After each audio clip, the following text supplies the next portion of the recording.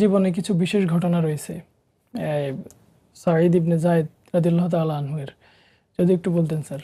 হ্যাঁ, ওনার জীবনীতে অনেক ঘটনা আছে। তার মধ্যে আমি দু একটি উল্লেখ করি। প্রথম যে ঘটনাটি বলতে হয়, হযরত উমর রাদিয়াল্লাহু আনহুর ইসলাম গ্রহণ। এই উমর রাদিয়াল্লাহু আনহু ইসলামের দ্বিতীয় খলিফা উমর রাদিয়াল্লাহু আনহু ইসলাম গ্রহণ করেছিলেন, এই ঘটনার সঙ্গে সাঈদ ইবনে যায়েদ রাদিয়াল্লাহু আনহুর নাম চিরস্মরণীয় হয়ে আছে। আপনারা জানেন যে উমর রাদিয়াল্লাহু আনহু মক্কায় অত্যন্ত প্রভাবশালী একজন নেতা ছিলেন এবং খুব বলিষ্ঠ শক্তিশালী মানুষ ছিলেন। তো উনি উমর রাদিয়াল্লাহু আনহু তখন ইসলাম গ্রহণ করেননি। তিনি যখন জানলেন যে তার বোন এবং তার বোনের স্বামী সাঈদ ইবনে যায়েদ রাদিয়াল্লাহু আনহু তো উমর রাদিয়াল্লাহু আনহুর মানে বোনের জামাই ছিলেন, বোনের স্বামী ছিলেন। তো উমর রাদিয়াল্লাহু আনহু যখন শুনলেন যে তার বোন এবং তার ভগ্নিপতি ইসলাম কবুল করেছে, উমর রাদিয়াল্লাহু আনহু যাচ্ছেন আল্লাহ রাসূল সাল্লাল্লাহু আলাইহি সাল্লামকে হত্যা করার উদ্দেশ্যে রাঙা তলোয়ার, উন্মুক্ত তলোয়ার নিয়ে। একজন প্রতিমধ্যে বলেছিল যে আপনি মুহাম্মদ সাল্লাল্লাহু আলাইহি সাল্লামকে হত্যা করতে যাচ্ছেন, আগে নিজের ঘর সামলান, আপনার বোন এবং বোনের স্বামী তো ইসলাম কবুল করেছে। এই শুনে উমর রাদিয়াল্লাহু আনহু চলে গেলেন বোনের বাড়িতে এবং বোনের বাড়িতে গিয়ে তিনি দেখেন যে বোন এবং তার স্বামী কোরআন তেলাওয়াত করছে। তারপরে ঘটনা আপনারা জানেন যে তিনি উমর রাদিয়াল্লাহু আনহু তার বোনকে মারপিট করলেন, তার ভগ্নিপতিকে মারপিট করলেন।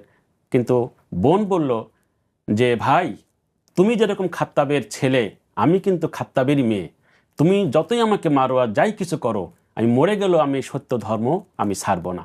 তুমি আমাকে যা ইচ্ছা করতে পারো, আমি সত্য ধর্ম ছাড়বো না। তখন উমর রাদিয়াল্লাহু আনহু মনের ভিতর ধাক্কা খেলেন যে এমন কি জিনিস যে আমার বোন মরে যাবে তাও এটা ছাড়বে না, কি আছে এর ভিতরে। তারপর উনি তো আগ্রহ করলেন, এরপর সূরা তাহা পড়ে শোনানো হলো, কোরআন তেলাওয়াত হচ্ছে, উমর রাদিয়াল্লাহু আনহুর ইমানের জন্য হৃদয় প্রস্তুত হচ্ছে। তারপরে তো আপনারা জানেন যে উমর রাদিয়াল্লাহু আনহু বললেন যে আমাকে রাসূলের কাছে নিয়ে যাও, আমি কোরআন, আমি ইসলাম কবুল করব। এই ঘটনার সঙ্গে সাঈদ ইবনে যায়েদ রাদিয়াল্লাহু আনহুর নাম চিরস্মরণীয় হয়ে রয়েছে। এটা একটি ঘটনা। দ্বিতীয় ঘটনা দেখি সাঈদ ইবনে যায়েদ রাদিয়াল্লাহু আনহুর জীবনের শেষ দিকের একটি ঘটনা, যেটা ইতিহাসে খুব সুন্দর করে লেখা হয়েছে। উমাইয়া যুগ, তখন উমাইয়া যুগ, সাঈদ ইবনে যায়েদ রাদিয়াল্লাহু আনহু বৃদ্ধ হয়ে গিয়েছেন।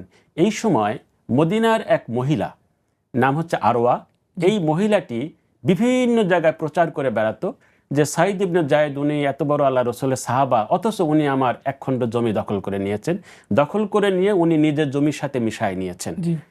এই কথা, এই অপপ্রচার ওই মহিলা করে বেড়াতেন।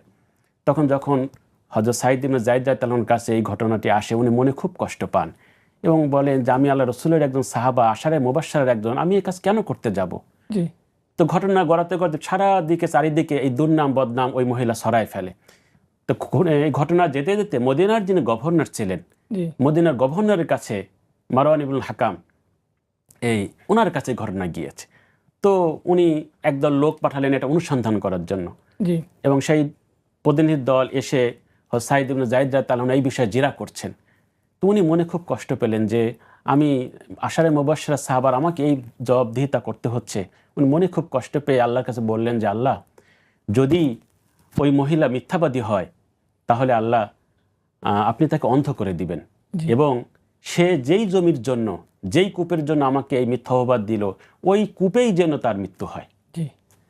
তো এই ঘটনা যাচ্ছে যাচ্ছে, দিন যাচ্ছে, এক সময় ওই উপত্যকায় খুব বন্যা হয়। বন্যা হওয়ার পরে বন্যার পানি যখন সরে গেল, তখন সঠিক যে সীমানা এটা প্রকাশিত হয়ে পড়ল। প্রকাশিত হওয়ার পর দেখা গেল যে সাঈদ ইবনে যায়েদ রাদিয়াল্লাহু আনহু যে বলেছিলেন যে এইটা হচ্ছে সীমারেখা, আসলে সেইটাই সঠিক সীমারেখা, ওই মহিলা বলেছে সেটা মিথ্যা কথা।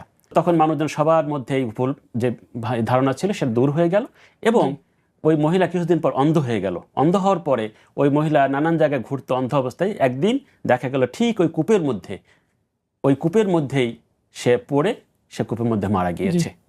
তো পরবর্তীতে মদিনায় বলা হতো, কাউকে যদি অভিশাপ দিত, বলতো যে তুমি যেন আরওয়ার মতো অন্ধ হয়ে যাও। তো সাহাবাদের যে দোয়া এবং মাজলুমের দোয়া আল্লাহ পাক সরাসরি কবুল করেন, এটা